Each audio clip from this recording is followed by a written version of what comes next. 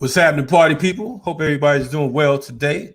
It's a wonderful Black August. Where my folks in the chat room at, man? Let me know y'all here. We're gonna start off Black August Resistance. What's the response? Where we at? Let's see how fast y'all are tonight. Black August Resistance. Where we at? All right. Long live the dragon. That's the response. Yeah, we got a lot going on tonight. It's gonna be a real heavy day. First of all, we're definitely happy to see you all here on this wonderful revolutionary day. It's a lot going on today. First and foremost, we want to go down the timeline. I want to shout everybody out. You know what I'm saying? Salute to you all the remixers and all the Africans out there and those others who support our cause. Today is a day that we remember for several reasons.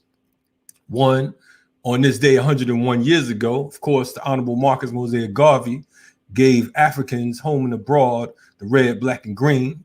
The red, black, and green flag dropped on this day. Also, 95 years ago, this very day, our comrade, Commandant Fidel Castro, you know what I mean? He would have been 95 years old today. And, and for those of us who are commemorating Black August, we know that it is a flea day. We know there's 4 flea days during the month of August, in which you fast for 24 hours. The days that we remember our fallen comrades. The first day, of course, was on August 1st, which is the date that Qatari Golden was assassinated. Also on August 7th, we remember our brother Jonathan Jackson, our comrade, who was assassinated 51 years ago, this past August 7th. And we know today is the day that we remember and recall and commemorate the state assassinations of W.L. Nolan, Cleveland Edwards, and Alvin Jugs Miller. You know what I mean? So, and we have one more flea day left, which would be the 21st, the assassination of George Jackson, Field Marshal George Jackson. So today, what I wanted to do, because here at Black Power Media, we've been giving you this Black August info all month, and we want to keep that tradition going. So what I wanted to do is I wanted to bring in one of the OGs, one of the elders who was a co-founder of the Black August Organizing Committee. But before I do that, I want to read a excerpt of something that one of my OGs who put me on the Black August in the proper way, chairman, former chairman, veteran, freedom fighter, OG Shaka Thenin. So he sent me this piece. I was looking through my emails today and I found this piece on W.L. Nolan. So I want to read that real quick for folks because of the fact that sometimes, we hear about certain names and we don't have the backstory. So I want to read a little something, if that's all right for you, with y'all. Again, this is from OG Shaka dealing with W.L. Nolan. It said W.L. Nolan was a legal expert and so-called jailhouse lawyer, as well as being a champion boxer feared by many. W.L. Nolan taught other inmates how to defend legal rights most people are not aware they even had once they were locked away from society. W.L. and a few others like him initiated legal proceedings that contested the way our captors continued to torture us. The outside courts ruled in our favor and sent people in to investigate our treatment, the gas being used on us, and the conditions we were forced to live under. The CDC hid the gas and swore they would never allow its use. We were removed from the isolation cells, and programs were implemented so that we can work back to the main lines. The CDC, and that's the California Department of Correction, was instructed to discontinue the practice of keeping us in isolation cells for more than 10 days at a time without break. WL filing motions and legal paperwork brought him to the attention of an administration already considered all-powerful. Every court decision won with his legal battles and legal skills was a mark against him and placed him firmly in the spotlight.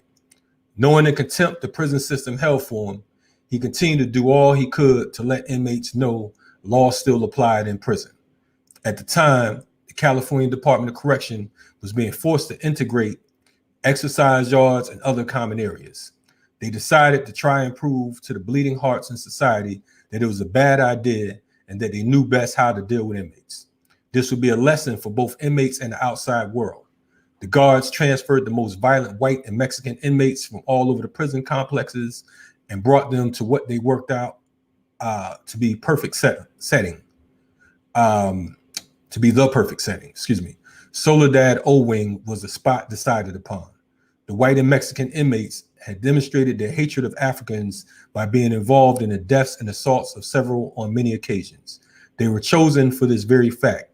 First on the list for the African side was Hugo Yogi Pinell, a good friend and comrade of George Jackson. On that day, he was out to court and not able to be on the yard. W.L. Nolan, Cleveland Edwards, and Alvin Miller were the three Africans selected for this outright assassination. The Tower Guard was chosen for his marksmanship and hatred of Africans. Once on the yard, the white convicts initiated an altercation at the water fountain. 3 shots were fired and 3 Africans died. 1 bullet ricocheted and one of the white inmates' testicles was shot off. The guard was acquitted of wrongdoing, and the inmates who started it all were rewarded for extra privileges. Now we were truly dying, and no one was paying attention enough to understand why. That was an excerpt from a piece that that OG Shaka sent me some years ago, in which he explained who W.L. Nolan was, and I thought that it was important for us to know that name. Not only know W.L. Nolan, Cleveland Edwards, and Alvin Jugs Miller, but to get an understanding as to who he was. Right about now, I want to bring in one of my favorite comrades on the planet, a warrior who happens to be a sister, because sometimes you say warrior sisters and sister comrades and all that. You know, we don't respect any of that type stuff. We down with the comrades. And this particular warrior is an OG. She's one of many who I respect from the West Coast. Right about now, I want to introduce you to a veteran BAOC organizer, Mama Ayano. What's happening, Mama Ayano? How you doing? Greetings, Kalonji. I'm doing well. I'm alive and kicking, as they say here on the West Coast. Black August Resistance. Long live the dragon. We here. Definitely. Yeah. You look healthy. Look like you look like you about younger than me right now. You're funny. But I'll accept that, all right? Because I know in heart I'm very young. That's right on. One thing I want to say to the listening audience, to the viewers, I appreciate, because over the years, and we had this talk a few days ago, over the years, every now and then we get excited about the zeal and everything when we talk about Black August. And as you know, it hasn't been up until recent years that Black August has become, quote unquote, popular amongst the masses, and we know that, throughout this time, throughout this work, there's been a lot of bloodshed. There's been a lot of tears. There's been a lot of folks placed in a hole, so on and so forth. And then along comes folks talking about Black August is this, Black August is that, and has nothing to do with anything we talk about. So to get it started, what I would like you to do is tell us what Black August is all about. Wow. So the roots of Black August, right? The go back as far as, of course, the murders of W.L. Nolan and the other brothers, and then the murder of Jonathan Jackson and the murder of George Jackson. And those, especially George Jackson's murder, historically in the prison movement, has been honored. There used to be yearly demonstrations by the Black radical left and the allies and comrades in the Bay Area in front of San Quentin Prison. Inside, behind the walls, there was commemorative activity every year on each one of those days, which we now call Flea Days, right? As we include Qatari Galdan's commemorative day. So Black August is a month of great commemorative significance. Qatari Galdan is one of the thought architects of Black August, and he wanted to take like the Black September movement, something like that, and implement it in the United States. So there was talk of beginning Black August, and then the first commemoration or the first commemorative activity that the brothers inside feel like it is the beginning of Black August was August 1st, 1978, when Qatari was murdered by medical neglect. And gross medical neglect, I want to say this, and we'll talk about Qatari even further, but there's proof that it was gross medical neglect. This is not just something people imagined. Sure. There's proof that there's a paper trail. So, and there are witness trails. When Qatari was murdered, the brothers, many of them shaved their heads. They wore black armbands.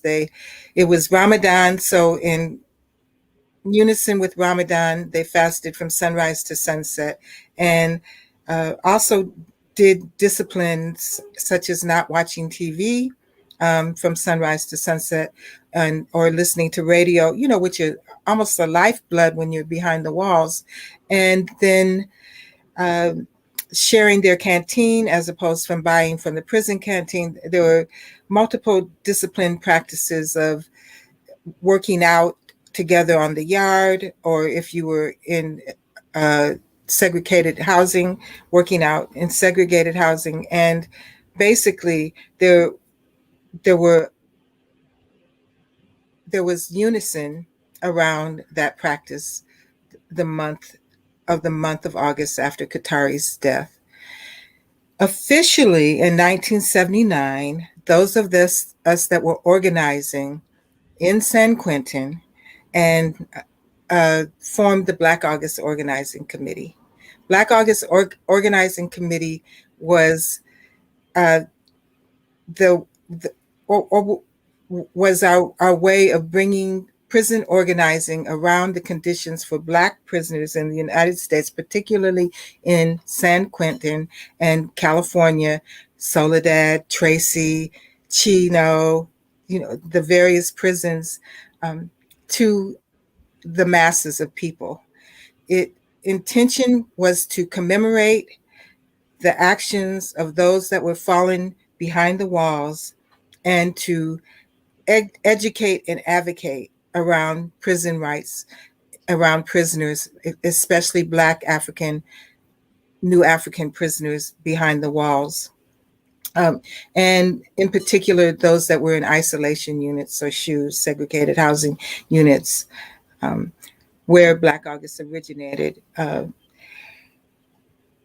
quote Mumia Abu-Jamal, it's a month of divine meaning of repression and radical resistance of injustice and divine justice, of repression and righteous rebellion, of individual and collective efforts to free the slaves and break the chains that bind us. When we talk about that, when we talk about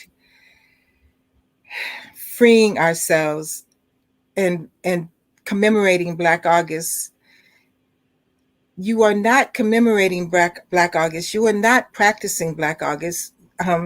There is no Black August without the Black prison movement, without understanding what's happening with our prisoners behind the walls, without focus on that.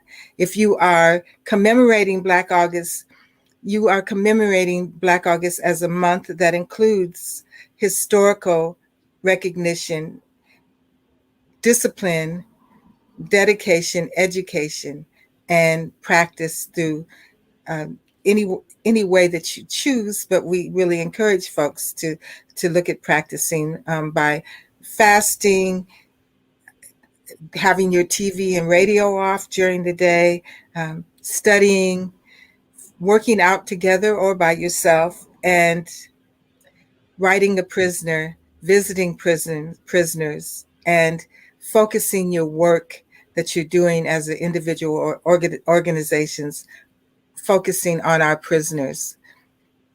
And it was in particular when we founded Black August, we wanted to bring education awareness to our family members, friends, associates about our conditions in these concentration camps, and to educate our people about the history and actions of resistance of our peoples to repression, oppression, colonization, and enslavement in the United States and throughout the diaspora. And then, of course, we had specific focus on our freedom fighters. Right. And yeah. No. That's and I'm glad that you clarified that, because of the fact, and that's part of the reason I wanted to bring you on, because of the fact that, of course, you know, when folks hear Black August, you know, they oftentimes want to transform it into the Black History Month of the summer. You know and to give some level of authentication to their work. And I understand the desire to be connected to our revolutionary movements. And Black August is one that stands alone in itself, right? And is still present and still connected to our liberation and revolution and our beliefs in those things. And so it's understandable, but we're not creating something new. This is already created. Sure. And I also understand people want to celebrate, but we have multiple times to celebrate during the year.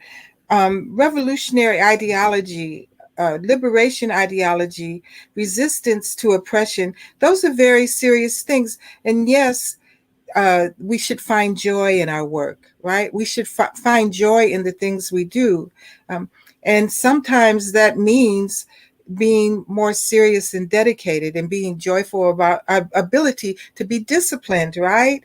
To our ability to turn off the television set, to open some books, or to create the study group, or create the Black August Garden, or write a prisoner, or go visit someone.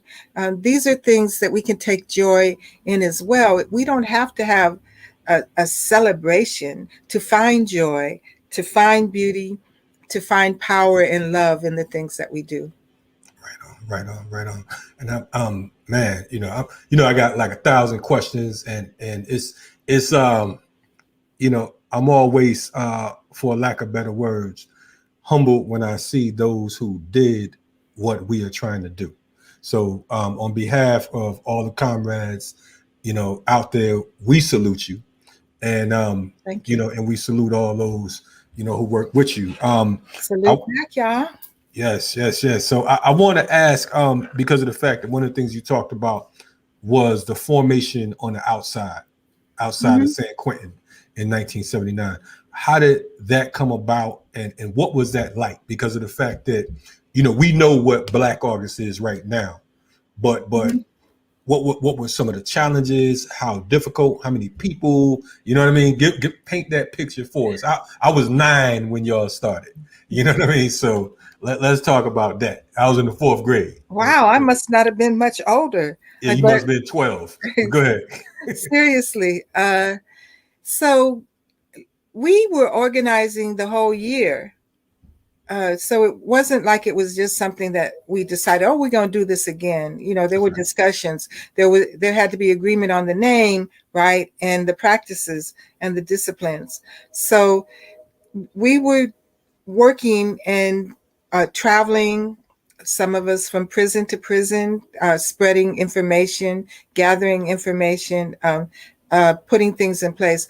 Now, when we say 1979, in 1979, our comrades, Shaka, Gaiz, Sekou, was it Mata? And who else was part of that group? We had the Berkeley Five, and they were accused of robbing a bank in Berkeley. And so, and much of our work was located in Berkeley, North Oakland, West Oakland, East Oakland during that time period. And we were fighting, we were going to court and things like that during that time period, because I think the arrest happened in the beginning of June. So, and there were a lot of folks that went underground because there was a lot of heat on us. So most of the commemoration occurred in the prison in San Quentin. I have heard that there was commemorations in Soledad and other prisons at the same time.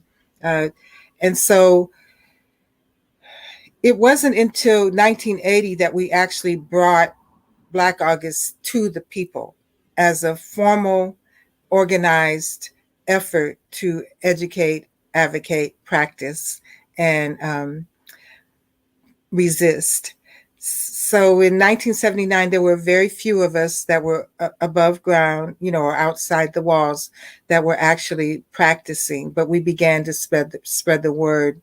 By 1980, we had about 5 cadres and an organized committee body who were practicing together, studying together, working together, and organizing and advocating together, and moving in resistance. And we had folks in Berkeley, East Oakland, East Oakland, San Jose, and I believe we might have had a cadre in North Oakland. So at that point, we had our first Black August, and we called it a festival, right? We had a festival at San Antonio Park, where we gave away books and food and clothes and information, because we were still fighting our court cases, right? At that time, there were many of us that were organizing around that. And we began to look at how to continue to spread the word in the prisons. We started a Black August newsletter. We made a Black August calendar, which is where Mumia first got his dates from.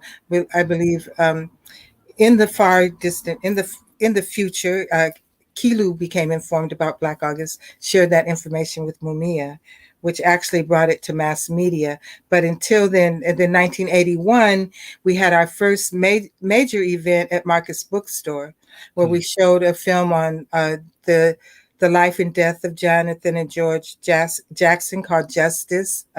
Members of the New African Independence Movement, the National Black Human Rights Coalition was at the organized body at that time, joined us. We had folks from the Nation of Islam, and we had poetry and edutainment and broke fast together.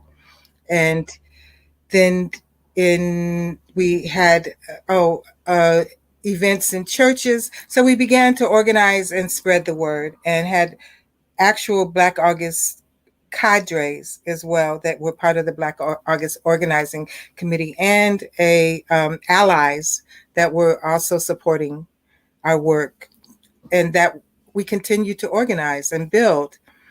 And while that was happening, there was continued repression, in particular against the brothers and sisters who were organizing together and fighting the oppression and repression in the prisons, in particular California prisons. But there was also support from BLA, Black Liberation Army members from across the country, and former Black Panthers, and a lot of the organizers in San Quentin, Soledad, Tracy, and the other prisons. And y'all forgive me if I'm not mentioning the prison names, and I don't feel comfortable speaking names out loud. I don't have permission to say who was involved, right? Right. But I can, tell you for Shaka, Shuja, Mafahali, Sadiki, Hashima, and Mafahali, Sadiki, Hashima, they're no longer with us, right?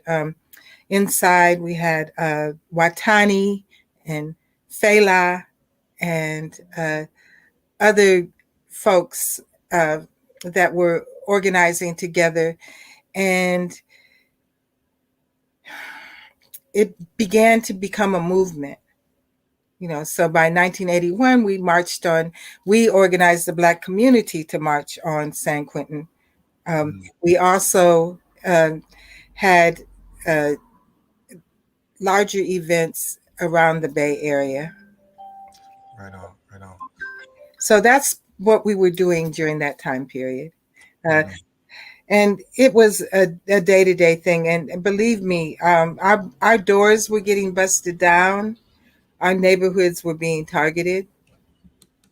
And people were being jailed, put in the hole and transferred to the SHU for their work around the Black August commemoration. It became illegal to practice it in the prisons in California, and they began to target prison leaders in and behind the walls and in the streets. Right. So they were actually, I know a few years ago, they were labeling it as gang activity. Right. Yes. Right. So let me say, no, there's been a concerted effort to criminalize our movement since we began resisting. True. Right? And never was there a time that we didn't resist. So as we resisted in California and then began, the beginnings of a movement, there was a concerted effort to criminalize our activities.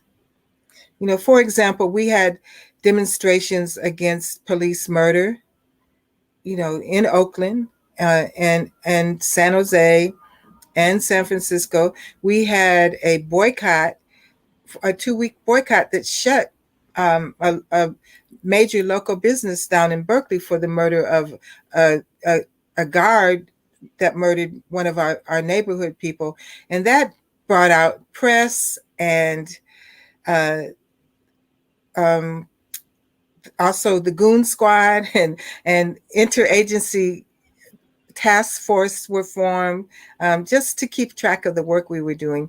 They created laws to begin to try to limit our activities. Right. So there was a level of criminalization. Black August was not a gang activity. It was and is an organized effort to educate our community and advocate in our community around the conditions that prisoners face. Right. And it was also a unified effort across the country and became international. We began to work with liberation movements in Namibia, in South Africa, and Tanzania. And in unison with the Palestinian people and what was happening in Nicaragua. So we were genuinely embracing and striving to practice revolutionary and resistance ideology, ideals, and values. And I'm glad you said that because of the fact that, like, my first Black August, how can I say this? Commemorating it correctly, shall I say, was in 2004, and I remember Shaka flying me out to the Bay and making me the official host without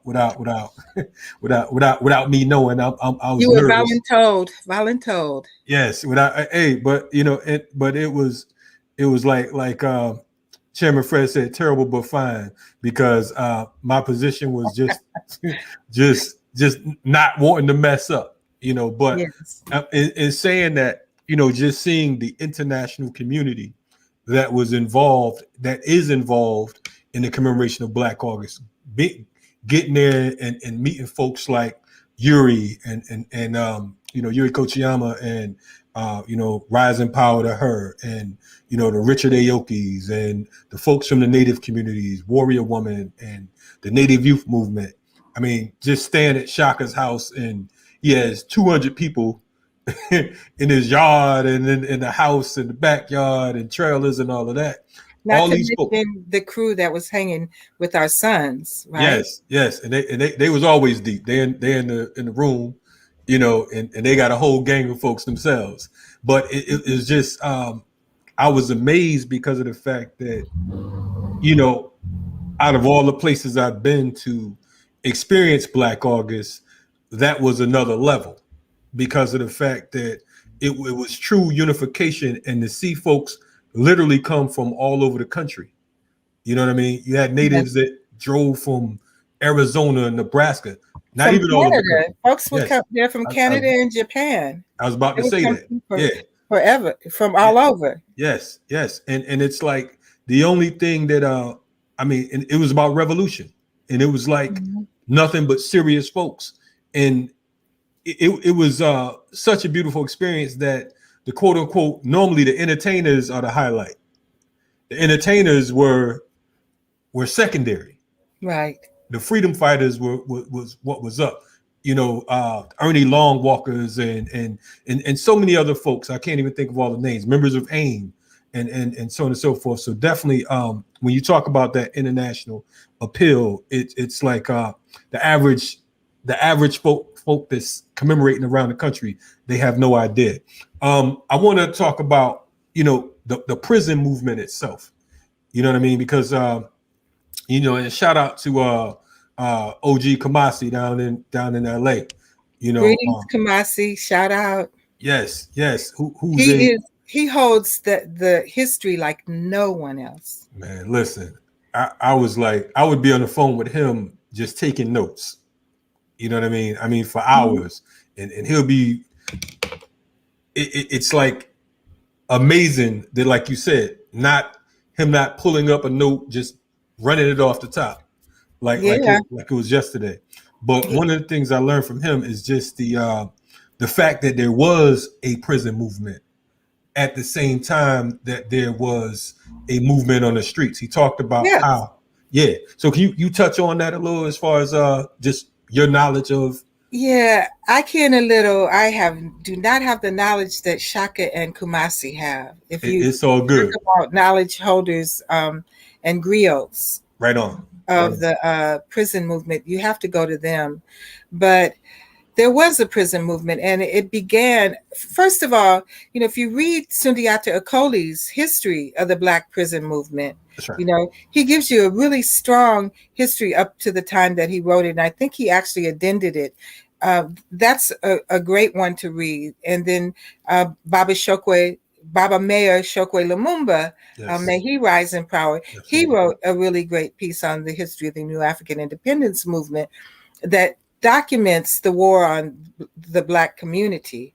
But when there's an interview or a piece that Matulu wrote, right, called, I believe, and don't quote me, but it's basically the genocidal effects of counterinsurgency and low intensity warfare on the New African community. Right.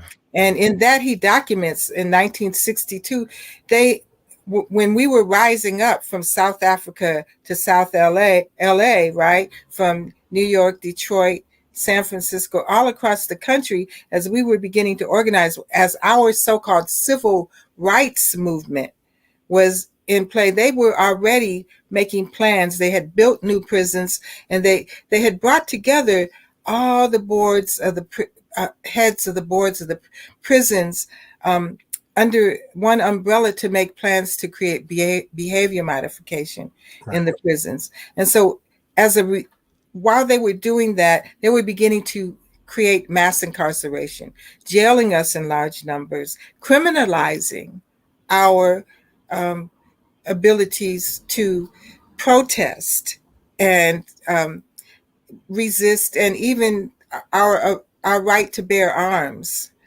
to defend ourselves. And as we began to continue to organize, and what became the Black Power movement, and then as well as the Black Liberation movement, and even our underground movement, they were consistently rounding up and imprisoning our people for resisting, right, and for self-defense and for organizing. And that was happening all across the United States. Right on. And we began to organize around it in resistance to it, and created a movement to free our political prisoners, to free our prisoners of war, to bring light to what was happening to our people in the jails and prisons. Now, George Jackson eloquently wrote about it in Soledad Brother prison letters, Right. and even brought more light to what was happening in the prisons, and became a spokesperson and a leader in the Black prison movement. Right on. So let me ask you this. And I'm just going to fast forward a little bit just to for context purposes, right? Okay, so you talked about the formation in 1979. Here we are, 42 years later, and Black August is alive and well. And I mean, what are your thoughts on how Black August is being portrayed right now? And are there, what would be some tweaks that you would make if you could, or suggest? Well, let's just go through it. It's a commemoration, right? We fast. It doesn't have to be from sunrise to sunset.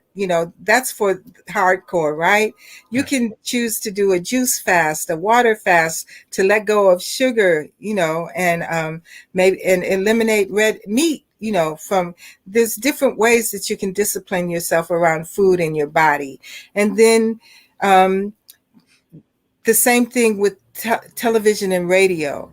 Because we have popular media now, and that's how we get the word out to each other. So it's not sunset. I'm on media. So we have to kind of adjust that, but we can discipline ourselves on what we watch and what we listen to, and what we take in. And then there was a discipline around not having loud or boastful behavior or arguments. We can discipline ourselves to be less aggressive with one another and the people that we love, right? And there's a discipline of not shopping at major grocery stores. Supermarkets and stores, right? You can discipline yourself around the use of drugs and alcohol, and just don't do it, or don't do it till sunset. But there's an encouragement of disciplining our minds, our bodies, and our spirits in honor of the collective principles of self-sacrifice, inner fortitude, and revolutionary discipline. And these things are needed to advance the new African Black resistance. I don't like to use the word struggle, because I believe that there are other ways that we can do this. But we do have a movement for self-determination and freedom, and that hasn't stopped. So it's time to embrace these principles, to commune together: unity, self-sacrifice, political education, physical training, and self-determined resistance. So that said, that's the base of Black August. It doesn't have to be a big event. We held events to educate people and to raise money for our causes. So when you talk about how Black August is now, whether it's the Black August barbecue or the Black August celebration, if you're doing that, then your focus should be on prisons and prisoners, and then there is a tendency in the new African independence movement for us to focus just on our political prisoners and prisoners of war. And that would be people like, and thank goodness we have Sekou out, and Jalil, sending you my love, brother. And but we still have many people, including Rochelle and Mutulu and Man, Sekou Jamil. and Yes. Mumia, and I believe Move. There are Sundiata, yeah. Move members, yes, and Sundiata, yes. So there's many people, and then of course the brothers inside behind the walls in the California prison system, including Fatih and who do we have? Haki and some of the other brothers that are still there. Again, I'm not sure whose names I can call out, Right right? on. Right on. But I think you get the idea. So we have, if we just focus on our beloved political prisoners and prisoners of war under the United Nations definition of that, we are leaving out the very founders of Black August. That's right. Many who went in from underground, who were never well known, who were not names in our movement, who were foot soldiers and warriors, many who became foot soldiers and warriors when they went in, when they became imprisoned, right? Because in the mass incarceration process, they criminalized not only our work, but then they began to, under this war on Black America, began to mass incarcerate our whole community. And then, of course, there was the so-called war on drugs. So we have younger prisoners of conscience and people that are still in jail because of their political beliefs. Pretty much that, right? Okay. We leave out those folks if we go into a narrow definition. That's right. So I really do, when we say political prisoners, I believe we're using a broader umbrella of understanding of who are still in prison, who are imprisoned, who are now consciously involved in resistance in prison. Right on. That said, we had Black August hip hop. Two things happened in the 90s that I believe perpetuated Black August more on a mass media level. Number one, Kilu learned about Black August and began to have Black August commemorations and worked with Mumia to promote it.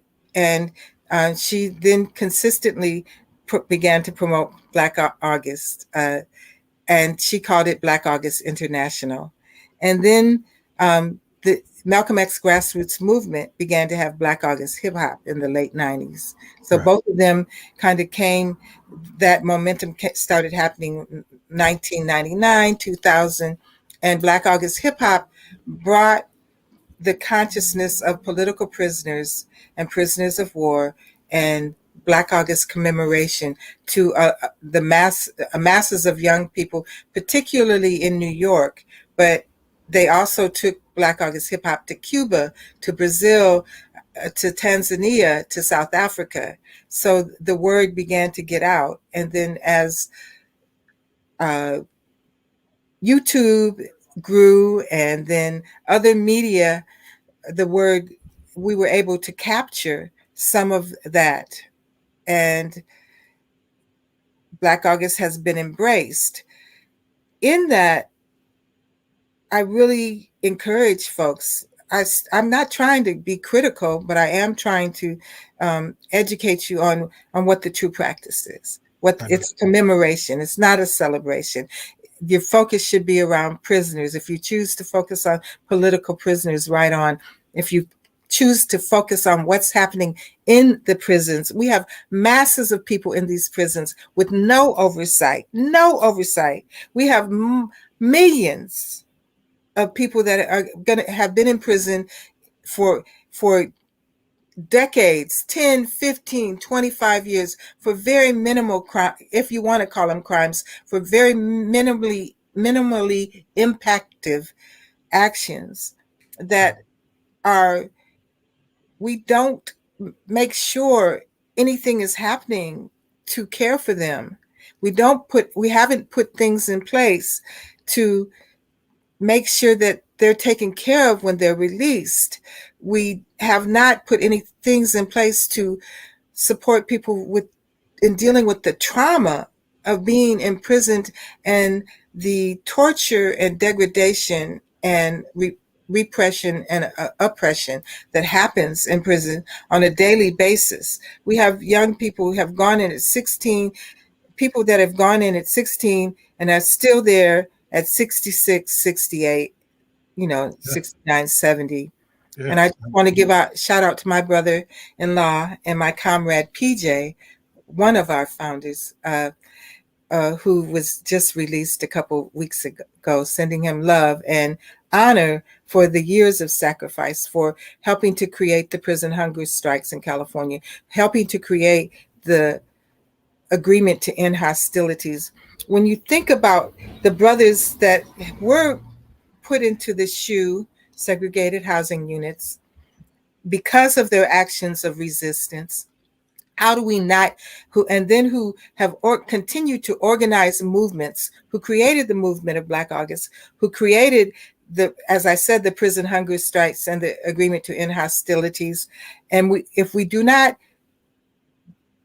honor them as part of our political prisoners, then we do a disservice to Black August movement and Black on that alone, that part you just said, when you talking about the political prisoners and the social prisoners who came in and became politicized, you know what I'm saying? Mm-hmm. When you talk about joined our movement, absolutely. Joined our movement, there was organizing and resistance, education, advocacy that happened in the prisons. Right. And that's why you have the right to be critical when you talk about Black August, because of the fact that there are brothers and sisters who are languishing right now inside of these camps. So I don't think, to be honest with you, if I could jump off the rocker, like I do, I say, there's no, we don't have to rub nobody's back or head and make them feel good when they're not commemorating properly. This is about our political prisoners. These are about our prisoners of war.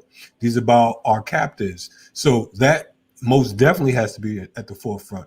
Yes, it's beautiful. It's beautiful that Marcus Garvey's birthday is this month, and we honor him, and we should definitely commemorate his born date. And it's beautiful that Fidel's birthday is today, and we honor him, and we should commemorate that, and all the rest of these brothers and sisters.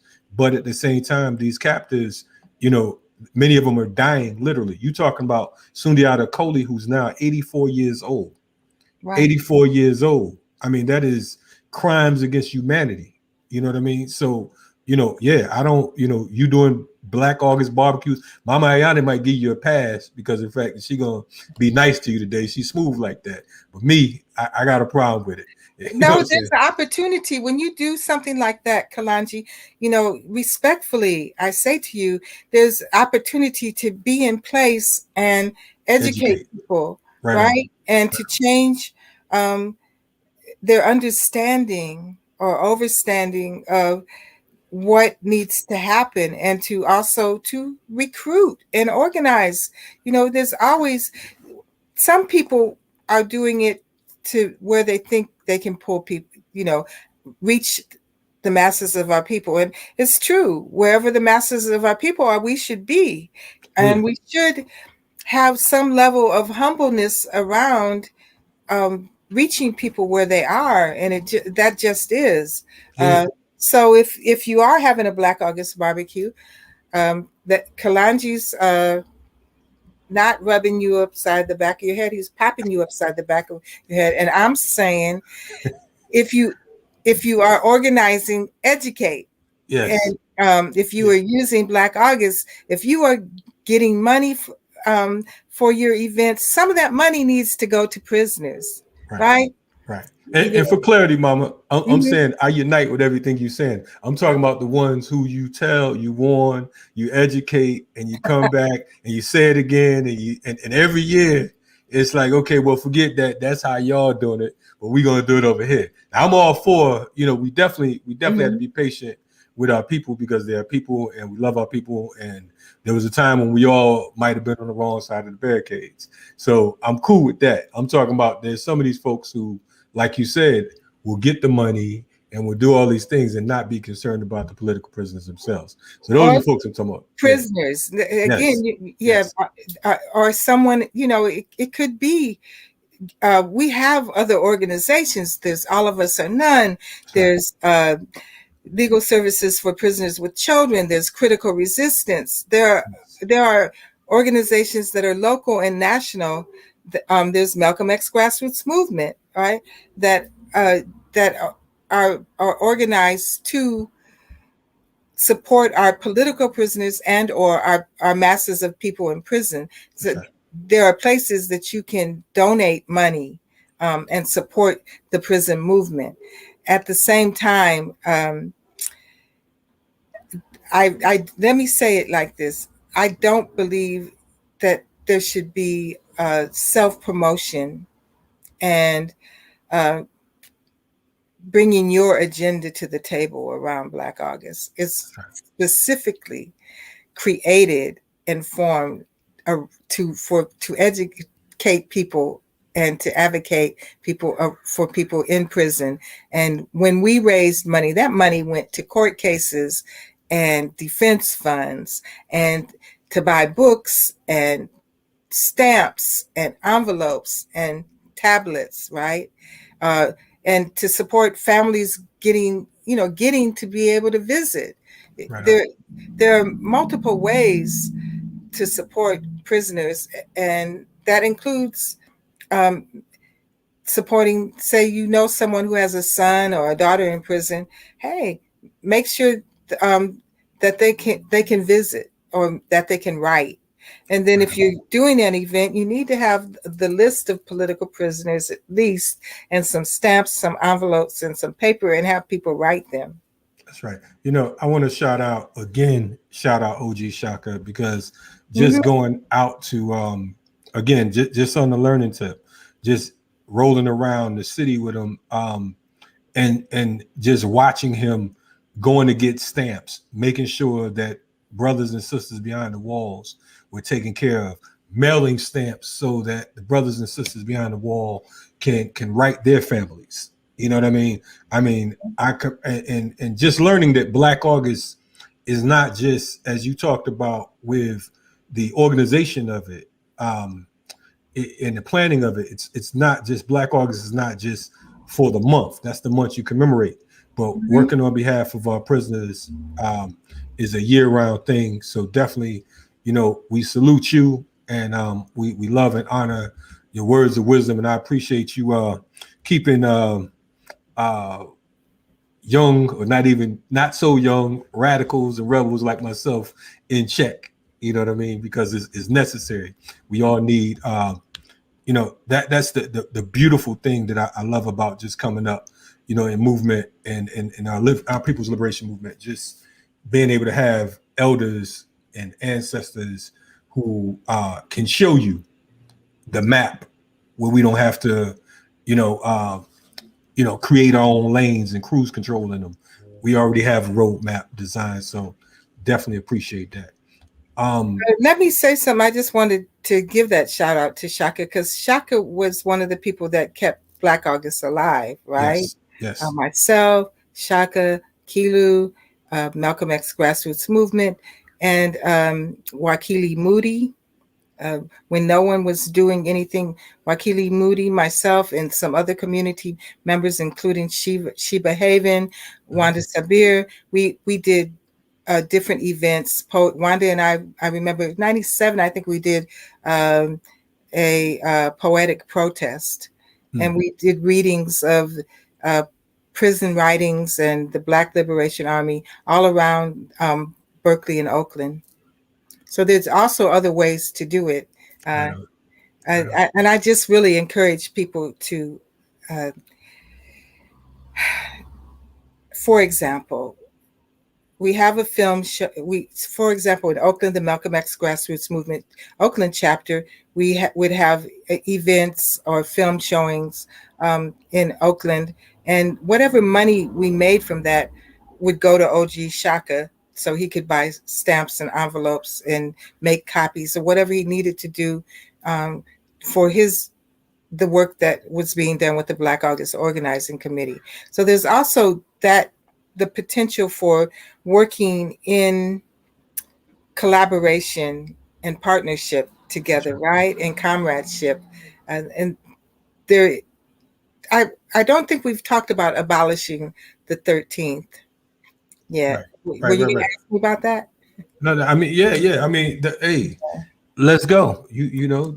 Well, 3 years ago, we had a Black August conference in Oakland, and folks came up from all over the country, and our keynote speakers were Kamasi and Ifia Nwanganza.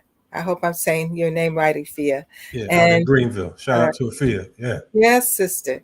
And there was a conference call of leaders in the Black August Organizing Committee, including those that were still in the SHU at the time or behind the walls. And one of the things the brothers were really clear about in the California prison system and across, because Afia works with a crew, a righteous crew of young men that are working to educate and organize together.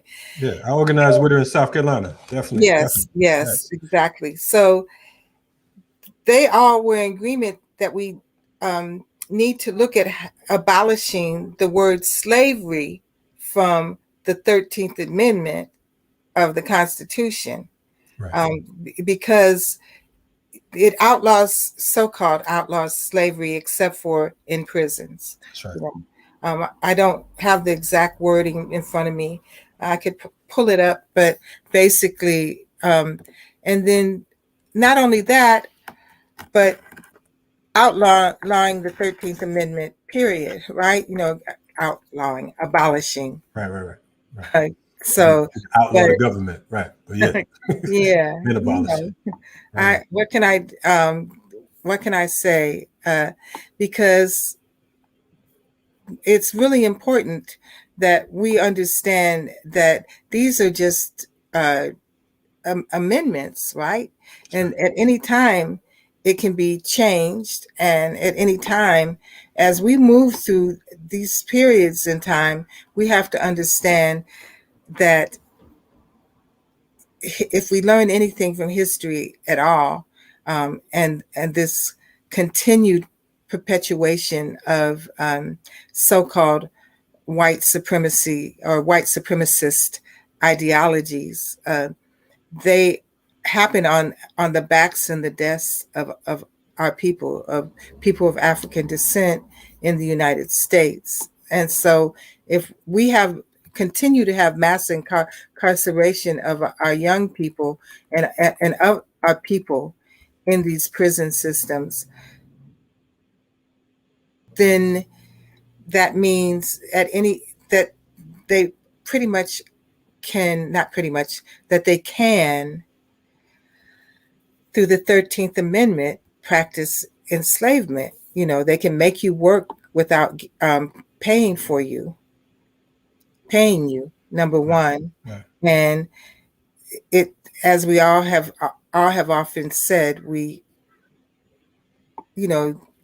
prisons are just another form of slavery. Absolutely.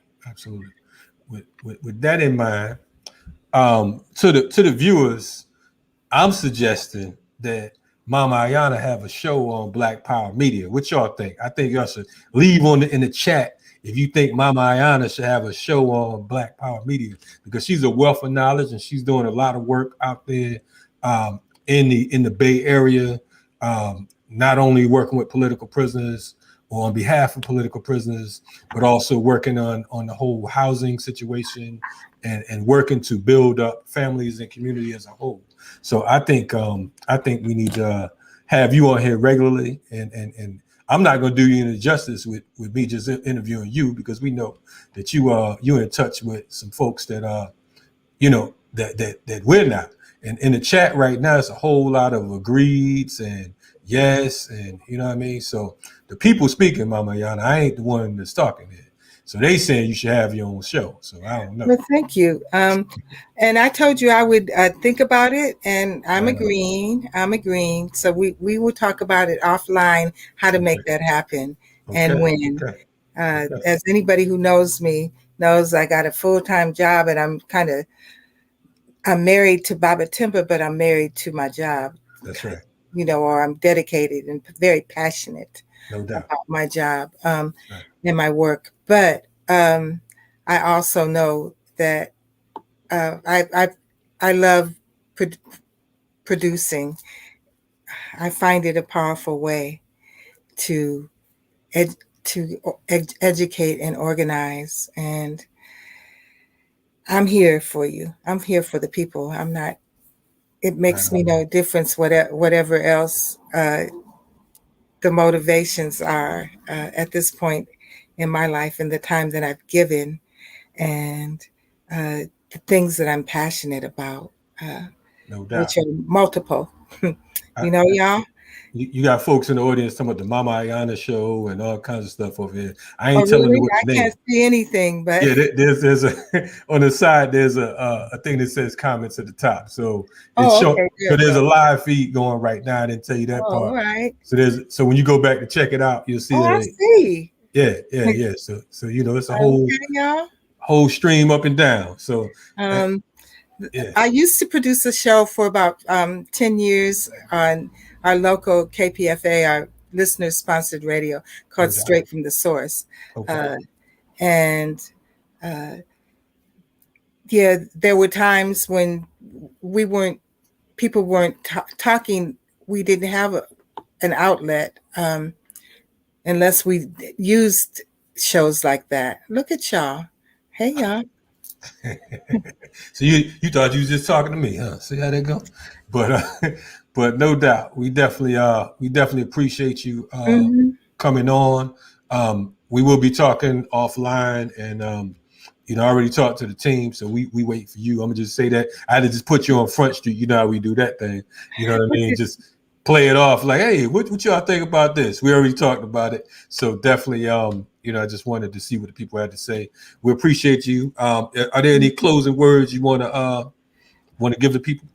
Well, I just wondered, do people have any questions, actually? Okay, right on. Well, if anyone has any questions, I'd be glad to answer them. Closing words, what I always say, be courageous. Right on. I don't know if you can be fearless. Fear is an emotion that's a teacher, right? And it tells us to be aware for our safety. And so we should definitely listen to it, but be courageous. Courage is us moving out of our fear and centering in love and letting love motivate us and move us forward. I really encourage us to educate ourselves around the month of August. We have some great books. What is it? Look for Me in the Whirlwind. Yes. Recently re-edited by Sekou Odinga is one. George Jackson's Prison Letters and Blood in My Eye are also a great education. And my comrade PJ told me he still has a copy of 2000 Seasons that I smuggled into him in San Quentin. Some of us smuggle other things. My things, I loved books, making sure folks got books, and found ways to make that happen. Right on. 2000 Seasons is definitely an important piece. Just the opening itself about the stream and the desert. I know. It took me a minute to even be able to understand that. I had to read it and reread it. Don't let it hold y'all back, though. 2000 Seasons by Ayikwe Ama is an amazing book, and it's not his history, but it's historical. That's right. The ideals, the values, the understanding that it offers is powerful. And then who else? Mumia's book, the history book he wrote. I know it's over in my bookshelf. I just don't see it right now. Asada's book is one. There are any number of education when we're thinking about. I'm thinking about Asa Hilliard, and his works. Right. And as we think about, and I have to give a honor to Runoko Rashidi and Yes, Dr. right. Paul Rise Bass. in power. Yes, Yeah. yes, yes. As we speak, we lost two giants Absolutely. a couple of weeks ago, or Yeah. over the past 12 days, 13 days. So it's really amazing. I encourage people to go to your Black bookstores or Black online sources and purchase your books. Marcus Books in Oakland. Is SO1? I don't think SO1's still in LA. Whatever, wherever you go, Right on. buy We, Black whenever possible. we got a couple questions we're gonna take if that's cool with Okay. you. Mm-hmm. For these folks jump me, they're in the chat room. They want you to talk about the relationship between the prison movement and the New African Independence movement. Okay, and I see. Let's see. What's the relationship between the prison movement and the New African Independence movement? Yes. Many of the brothers and sisters who were jailed in the war on the Black Liberation Movement were conscious New Africans and came out of the Republic of New Africa. So when we talk about Sundiata, when we talk about Mutulu, when we talk about, I believe, Jalil, when they were conscious, and a lot of the women, conscious New African, and when we talk about the New African Independence Movement, we're also talking about many of the Black Liberation Army prisoners were New Africans. And the exiles, as in Nehanda. So the relationship, let me say this, there wasn't a whole lot of our community that was accountable and held any oversight into the prisons. And many of us that were part of the New African Independence Movement were. So like Baba Shaka and I became part of the National Black Human Rights Coalition and the Bay Area Republic of New Africa study group. And we shared that information and began to share that knowledge with each other. But Jalil went to San Quentin and brought a lot of the knowledge of the Black Liberation Army and the Black New African Independence Movement to the brothers there, and that knowledge spread out while he was there. I really give Baba Jalil a lot of credit for helping to bring organizing strategies to the not only the Black Liberation Movement, but the Black prison movement, including his three-phase theory. No doubt. Yeah, three prong.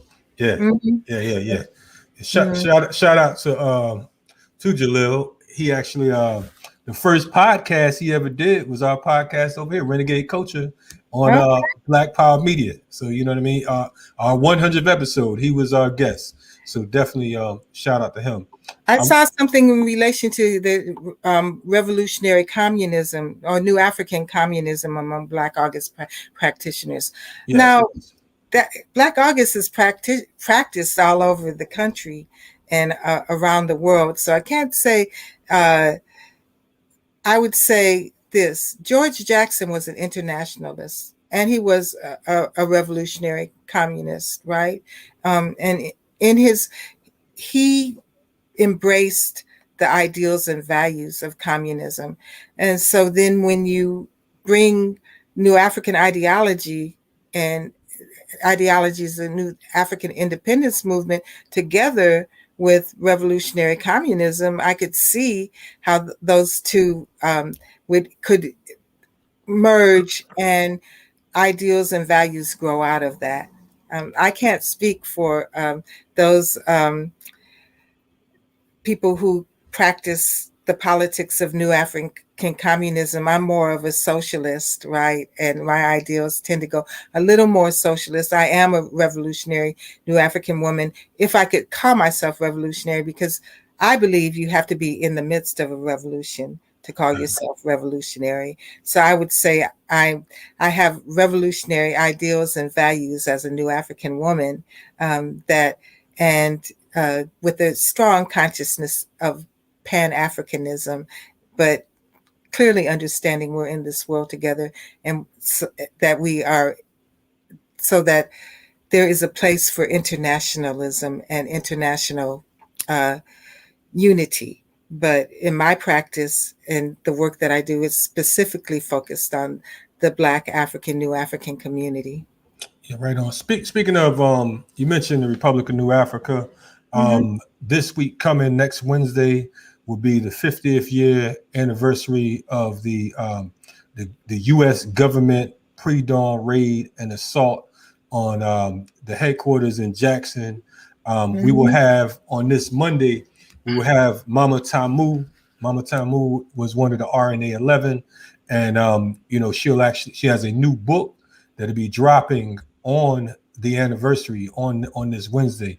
So Right on. yeah, so check us out live this Monday, 4 p.m.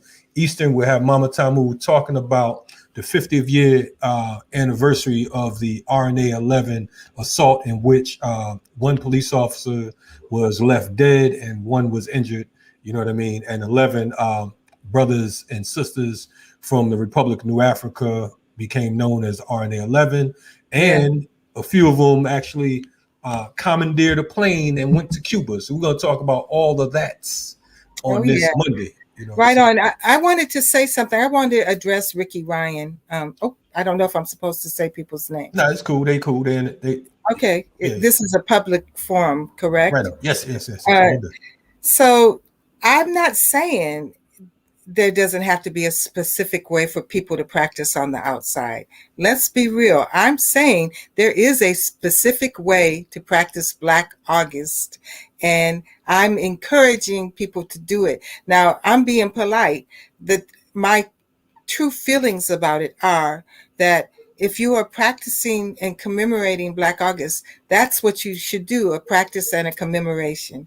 If you are doing a barbecue or a celebration, I encourage you to rethink it. And if you have time, change it on your flyer and your Facebook page and your Instagram, Twitter, whatever, however you communicate with people. But Black August is a commemoration. It's not a celebration. Yeah, I don't see anything wrong with the Black August barbecue if you are educating people around prisons, prisoners, political prisoners, and striving to follow Black August, and it happens probably closer to sunset than not, where you can break fast together. I think she's engaging someone else in it, so I don't think her comments was towards you specifically. Okay. So I don't think she. My name. Yeah, nah. She's a regular. I think she was talking to someone else in what chat. I'm just saying, we are not encouraging people to not adhere to the tenets, the practice, the commemoration. Right. That's what I'm here to do. Educate, encourage you to follow it. Why change something? If you want to have your own, create your own. Right. It's that simple. The Black August Organizing Committee, being led by brothers from behind the walls, are very clear about the practices and that it's a commemoration. And again, that right there is the most important part. Remembering those brothers behind the wall who have been there this whole time, many of them, who've been there since its inception and before that.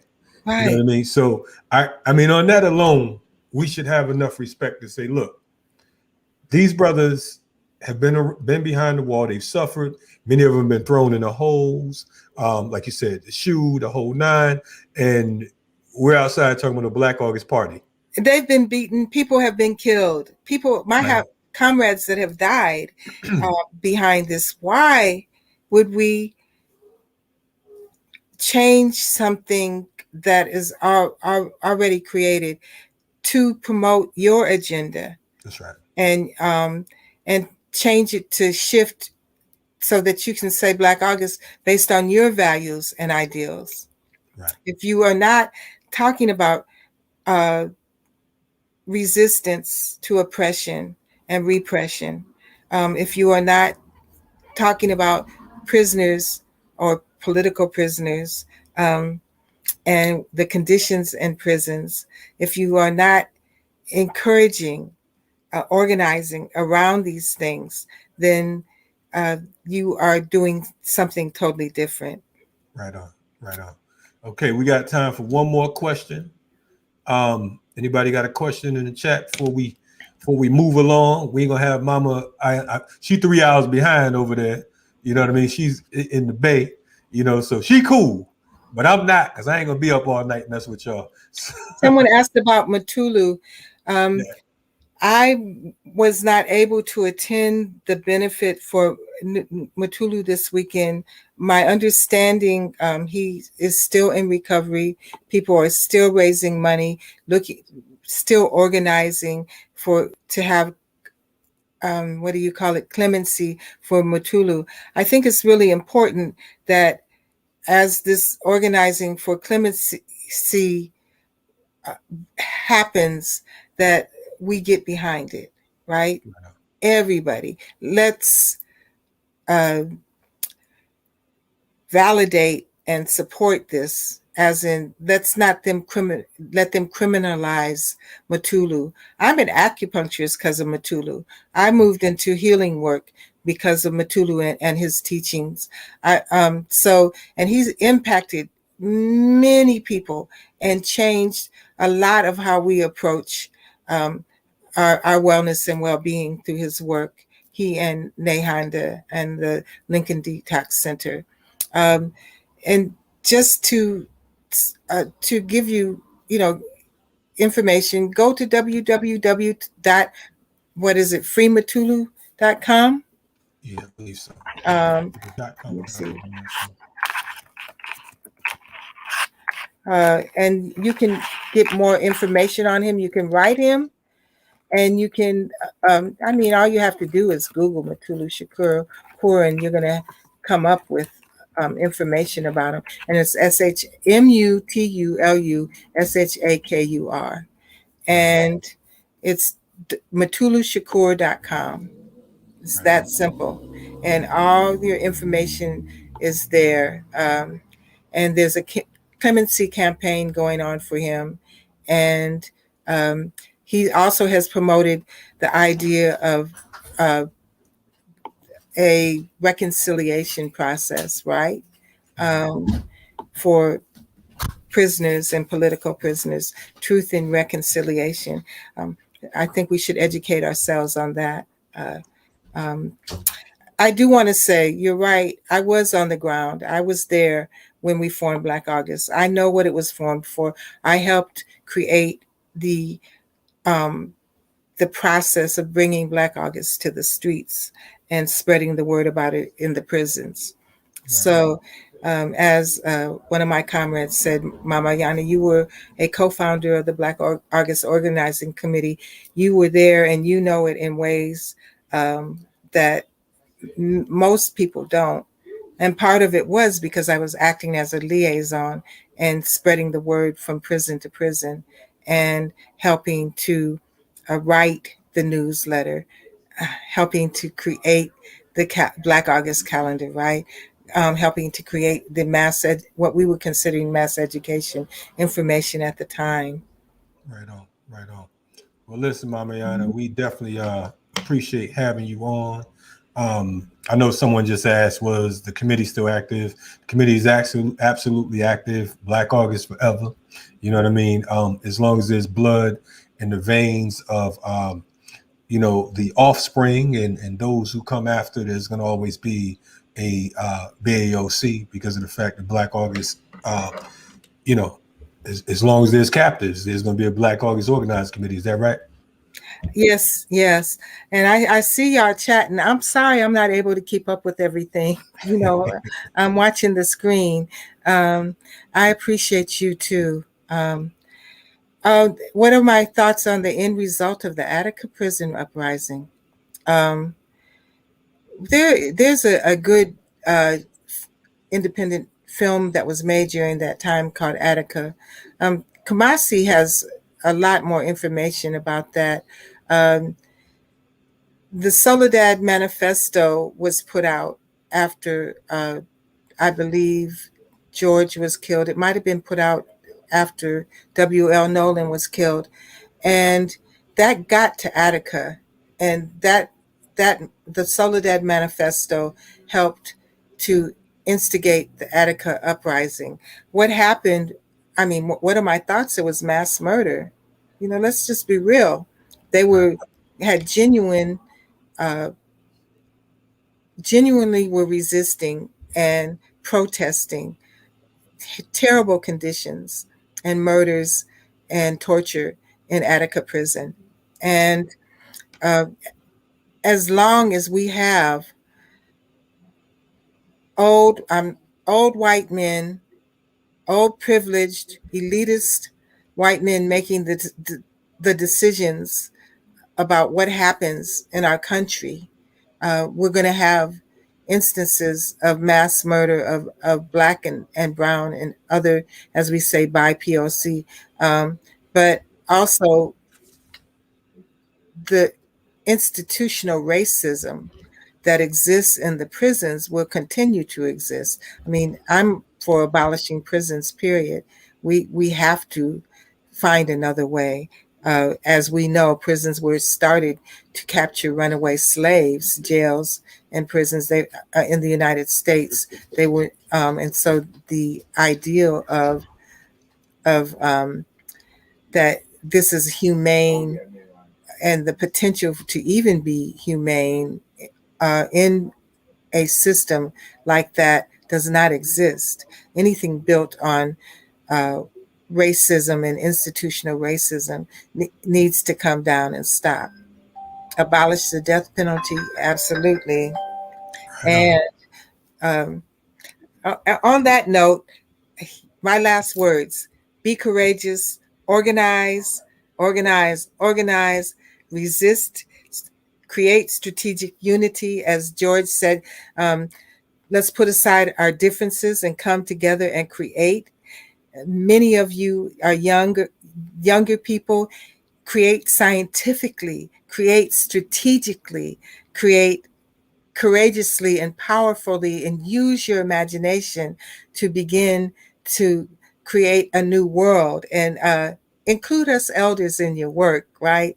Uh, Intergenerational organizing, I think, is the most important thing that we can do together. We have to carry forward the history while at the same time creating new paradigms and new activities and new ways to do things. But honoring that which is already in place, like something like Black August, is just as important as moving and creating the new. Doc, Mama Ayana, we want to thank you for coming through. You know what I mean? And we're I'm looking honored to forward. be invited. Man, please, you know you always, our home is your home. So like I said, let's definitely speak and talk about future projects. We definitely appreciate you again coming on and giving us these jewels, because of the fact that we could talk about it from secondhand, or we can deal with it directly. So again, like I said, Black August Resistance, long live the Black August dragon. resistance, long live the dragon. And I look forward to seeing Mama Tamu at the Yes. next one. That's going to be powerful. Oh yeah. Please share it so I can share it. And if you want to find me, I am Mama Ayanna on Mama Ayanna Mashama on Facebook. And I made a commitment to get on Instagram. What? Yeah. It's just takes a lot of time. It's all good. You're gonna be one of the last 3 people to get on there. But anyway, Well, what's next? Where should I be? Tell me where hey, I should be. you should be where you are right now on Okay. Black Power Media, letting the people All know what right. time it Oh is. yeah, and I'm gonna be on Black Power Media, so keep your eye open and your That's right. ears. That's right. Spread the word. Yes, indeed. All right, Mama Anna, get a comrades salute, and we'll talk Yeah. to you in a minute. You're checking out Riot Starter TV. That was Mama Ayanna Mashama, a serious freedom fighter. We were honored to have her on board.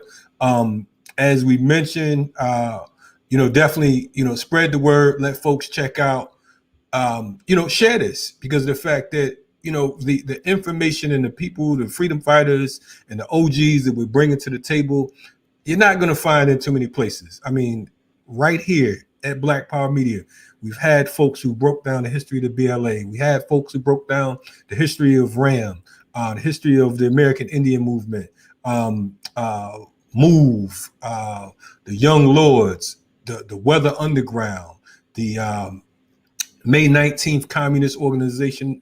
And we will have, as promised, this Tuesday coming up, we'll have this Monday at 4 p.m. Eastern, we will have Mama Tamu from the RNA talking about the 50-year commemoration, 50-year anniversary of the bombing, the assault, the pre-dawn raid, and the shootout that took place on August 18th, 1971, 50 years ago.